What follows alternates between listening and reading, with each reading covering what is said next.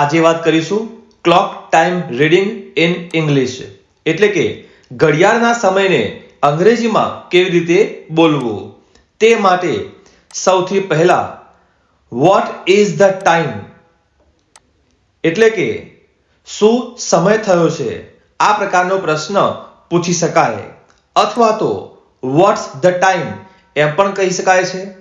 અથવા બીજી રીતે પૂછવું હોય તો વોટ ટાઈમ ઇઝ ઇટ નાઉ, એટલે કે અત્યારે કેટલા વાગ્યા છે, આ પ્રકારે પ્રશ્ન પૂછી શકાય ટાઈમ પૂછવા માટે.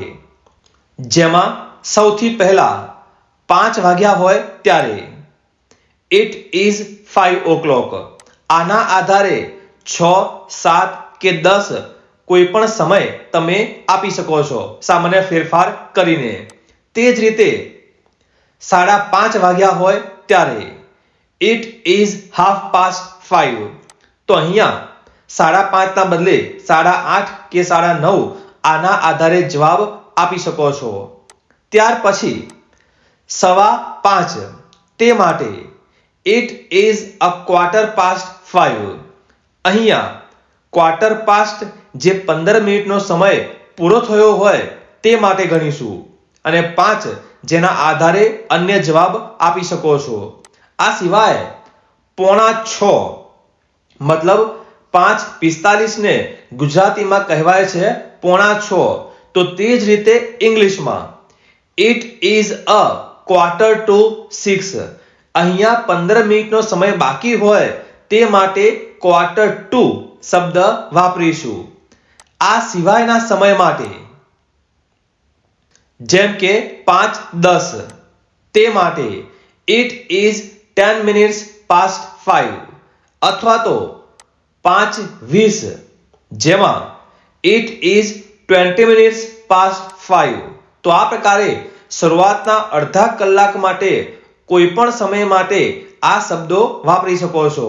તે જ રીતે પાછળના અડધી કલાક માટે જેમ કે 5:40, તો તે માટે ગુજરાતીમાં 6 માં 20 મિનિટ બાકી છે. It is 20 minutes to 6.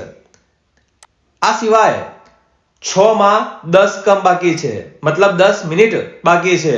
તે માટે ઇટ ઇઝ 10 minutes to 6. તો આ પ્રકારે પાછળના અડધા કલાકના સમય માટે જવાબ આપીશું.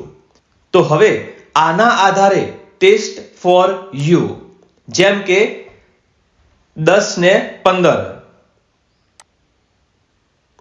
It is 10:15. 7:45.